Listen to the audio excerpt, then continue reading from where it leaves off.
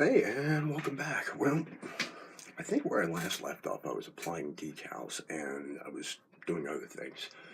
Well, now I'm on to almost into the finishing stages. I just finished applying the wash to the F15E. I'll explain that in a little bit. And I also started applying the flat coat or flat finish to some of the parts I got done. Now, the wash actually took me about a week to do because I've been working long hours and I actually have time to play a video for a change of pace. So, let's get along with this. Anyway, so I did my wash. It took me about a week. I had to do areas at a time because I really didn't have much time at the bench.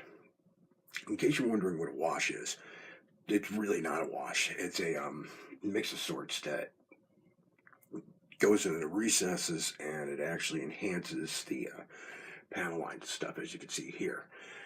It's usually a mix of. You can get them pre-made over at hobby shops or you can order online. But for years, a lot of us modelers tend to do a home brew mix, which usually consists of anything oil-based, like oil paints or mineral spirits. So in my case, it's oil paints and lighter fluid. Or if you're working with enamels, it's best to go with a acrylic or a water-based wash. Usually a good rule of thumb. So what I did was the trick I did, basically I took a little dab. This is what's left of it, by the way, of the mix I did. Basically I took a little dab of oil paint, put it in the cap, and then I poured lighter fluid. You don't have to use lighter fluid. You can always use terpenoid. You can use mineral spirits. I found lighter fluid works best because it evaporates quicker, and it's also easier for me to wipe off the excess. So what I did, back to it, what I did was I put in my little dab of oil paints, and then I put in my lighter fluid. I didn't stir it up. I didn't mix it up. I left it as is. Took an old paintbrush right along the recesses and the panel lines, one section at a time. Gave it a few minutes to settle down a little bit.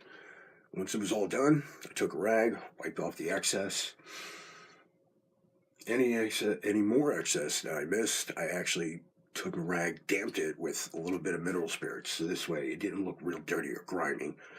Wiped it off some more, and this is the result I got. As you can see here, apologize for the shine.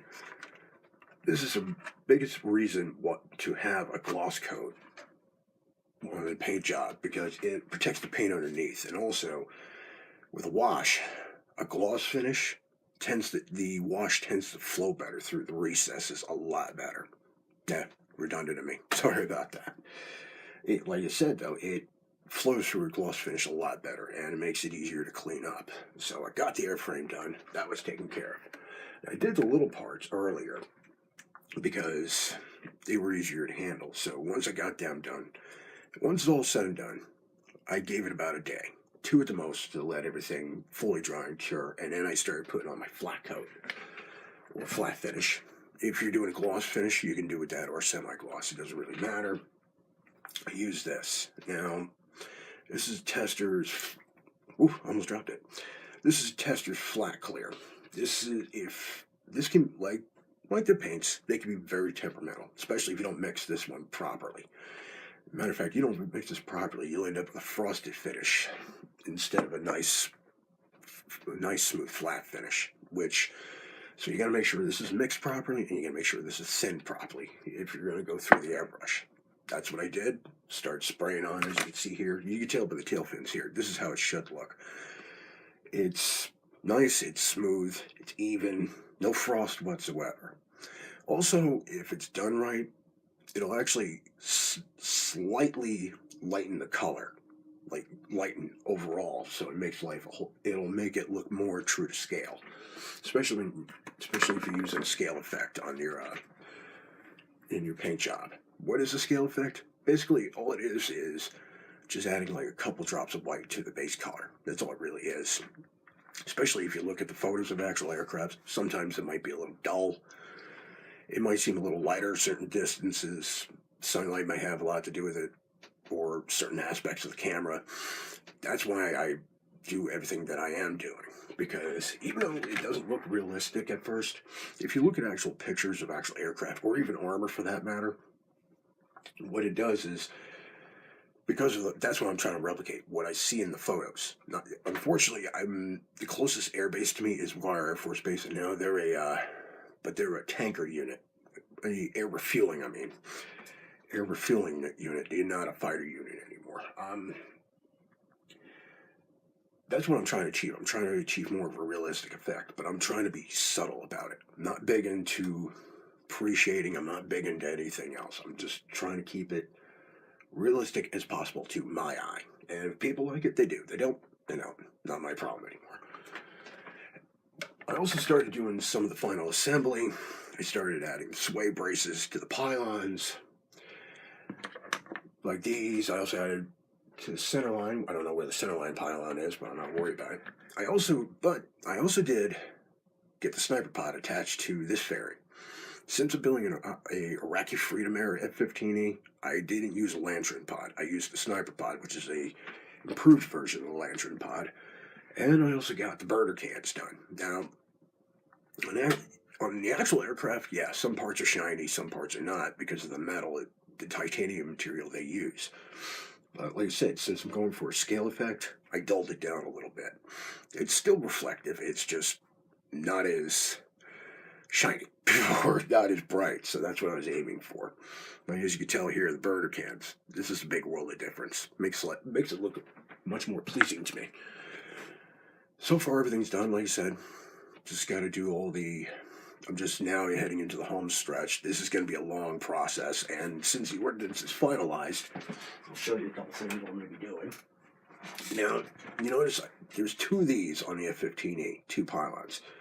One's going to be getting the AGM 130. The other will be getting the fuel tank. Now, I actually did my reference on f15e.info, which is a website dedicated to Strike Eagle. It carried a variety of ordnance, which was set for like close air support, especially in urban areas, especially in Iraq, as you already know. Got a JDAM here. This will be in the center line. Here is the smaller JDAM. These will be put on the one side of the CFTs here. It'll probably be this side. The other side, we'll be getting these right here. This is the GBU-12. It's just a laser-guided bomb, paveway bombs. I only got two of them, and some of them only carry two on one side, the other carried six. Of course, I'll be adding the data link pod. Since it's carried an AGM 130, which is right here, I'll be putting this on the other side where the LGBs are going. And of course, as for air-to-air setup, once again, apologize for going back and forth. AIM 120, AIM 9 Sidewinder. Now, for the pylons, always make sure the smaller missile goes on the inside where the fuel tank is, and this one will be going on the outside. Reason being, this one, even though it's bigger, the fins are smaller, there's still a concern of it hitting the fuel tank on the side of the aircraft. So that's why they put the Sidewinder on the inside, less likely. This is all I got for the moment. I still got, of course, this is a new record for me. I only knocked off one antenna this time, so I can glue that back on before I assemble everything, or after I assemble everything. Once I get the flat coat on the airframe, clear everything out, I glue everything together, do some detail painting. I still gotta add still gotta add lights on the wingtips as well as the inside, and on the tails I still gotta add the light below here. That's all I really gotta do. Make sure everything's glued, solid in place. That won't be until the next video, so I will keep you guys updated and how everything is progressing. But as for the kit itself, no troubles, no hassles, no drawbacks, no snarls. Everything is just fine. All I gotta do is just get everything done. So this is what I got for now. I will talk to you guys next time again. Happy modeling, take it easy, and we'll see what happens next.